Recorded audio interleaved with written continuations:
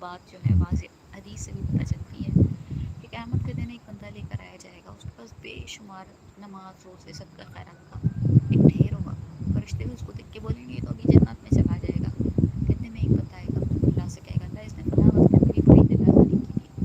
اللہ اس کی ایک نیکی اس کو اٹھا کے بدلے میں دے دیں گے. پھر دوسرا آئے گا، کہے گا اللہ فلاں وقت اس نے میرے ساتھ یہ ظلم کیا تھا، اللہ اس کی ایک اور نیکی اٹھا کے اس کو دے دیں گے.